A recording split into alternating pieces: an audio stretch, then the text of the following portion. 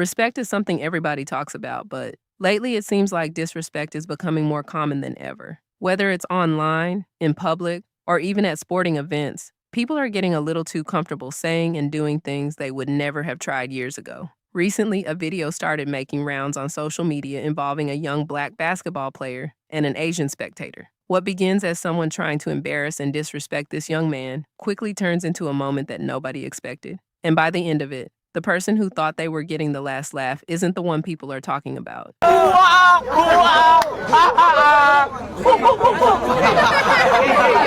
What does that mean?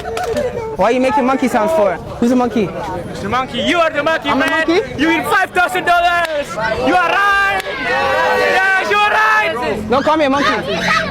What? Don't call me a monkey, bro. That's a fact, bro. You cannot lie. That's a fact? What are you saying? Don't do that, bro. Don't do that. Don't do that. Don't do that. If I knock you out right now, what are you gonna do? Don't call me monkey. Okay. That's just not funny.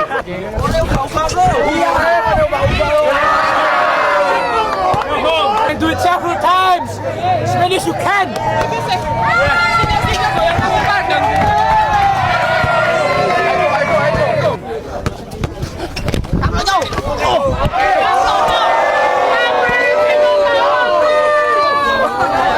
That's right, man. Should be embarrassed. Should be embarrassed. Okay. You're goofy. I want you to know that. Okay. I want to look any part. You're goofy. I'm playing basketball. Don't tell me to play basketball. You're a goofy. I want you to know that you're a goofy. When you go home, Okay. such a goofy. Okay.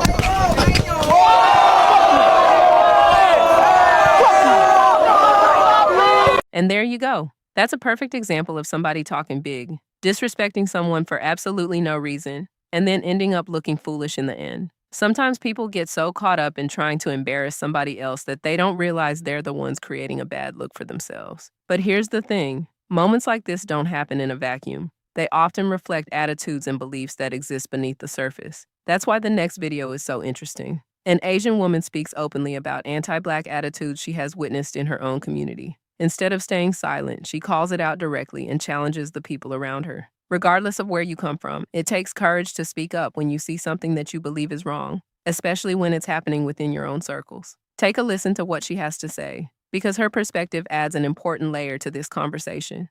It's funny seeing Asians in my comments telling me to stop pandering, stop kissing their asses, stop betraying your people. Because what you really mean is stop talking. And I need to make something clear. I'm not betraying anybody. I'm not performing for anyone. I'm saying what I've seen, what I've experienced, and a lot of people only want to acknowledge it in private, if at all. I'm definitely not going to let Asian unity be used as a shield that shuts down any conversation about harm. You don't get to turn honesty into some kind of moral failure. You don't get to call it pandering just because it interrupts the story that you're used to telling yourself. Because if talking about anti-Blackness and Asian spaces makes you defensive, that reaction is the point. That's the part worth sitting with. And I'm not here to soften anything so it goes down easier. I am not that kind of person. I'm here to say as it is, even when people wish I wouldn't. I think I said in my previous video already, but I don't think it's a news that a lot of Asians are anti-Black. And it is not just Asian American diaspora, it is also Asian in Asia. I am an Asian, grew up in Asia, and I have so many stories of people over there being outwardly racist and anti-Black. And colorist, if you care. Although, I do realize that the Rick Chow situation is what a court intentionally doing to separate the minority group and pin us against each other because, you know, the midterm is coming. And seeing us hating each other, pinning us against each other is exactly what white fascists and white supremacy want us to be doing. However, but, I think it's really reasonable for these for other people to be boycotting Asian business if they are really anti-Black, because let's be so for real, a lot of them are really anti-Black.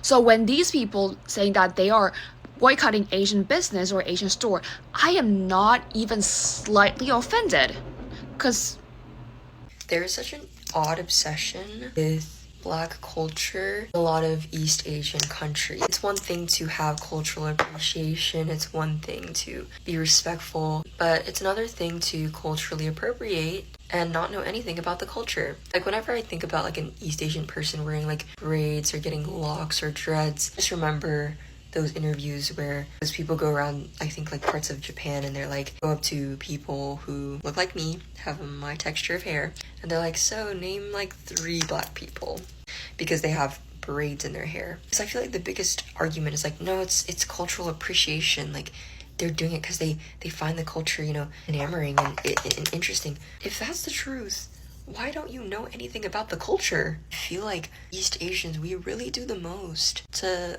look black, act black.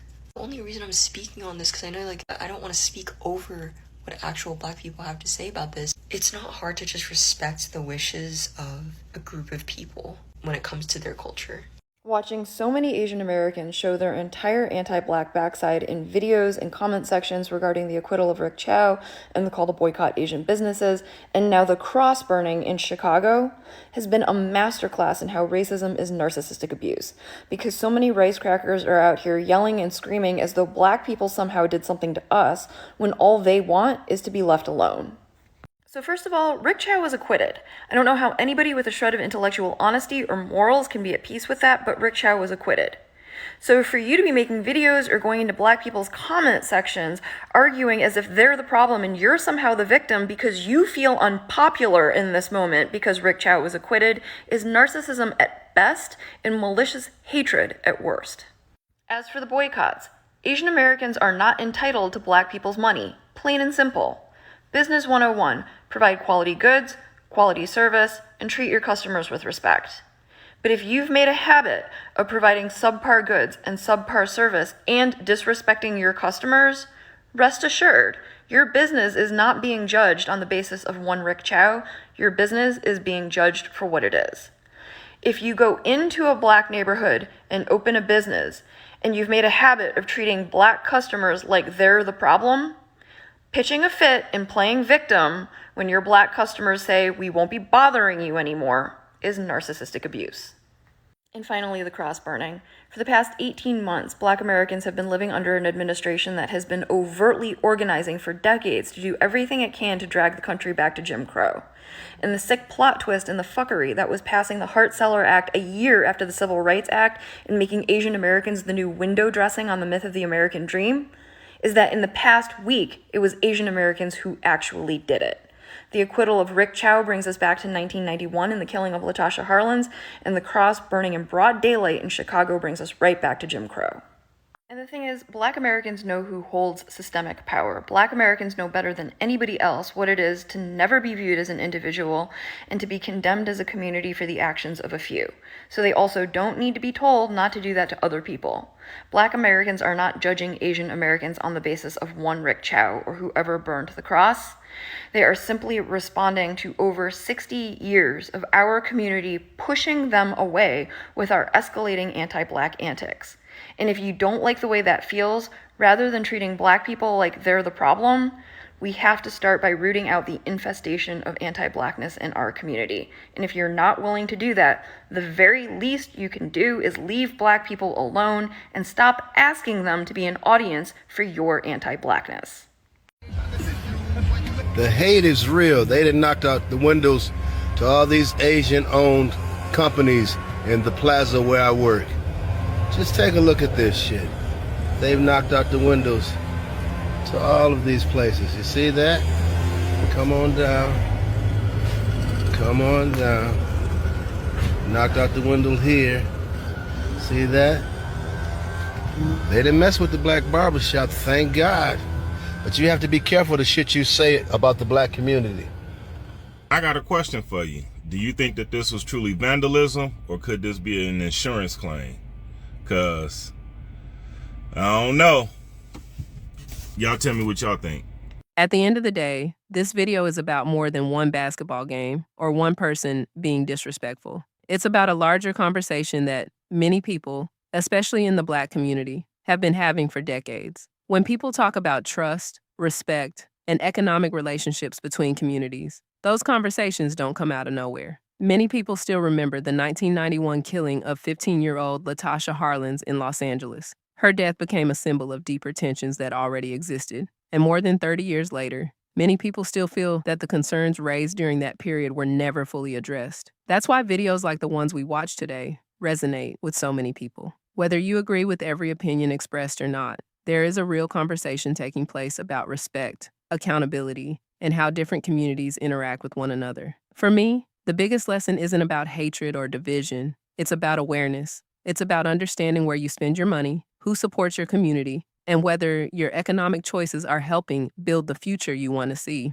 Every community talks about economic empowerment. Every community talks about supporting businesses and institutions that invest back into their people. The Black community should be having that conversation too. At the same time, real progress requires honesty. If there are anti-Black attitudes anywhere, they should be called out. Just like racism, prejudice, and discrimination should be challenged no matter who is responsible for it. The woman in the second clip showed that it is possible to speak up even when the criticism is directed at people within your own community. As always, I want to hear what you think. Do you believe relationships between Black and Asian communities have improved over the years? Or do you think many of the same issues still exist today? Leave your thoughts in the comments below. If you enjoyed this video, make sure to share it with someone. Thank you for watching, and I'll see you in the next one.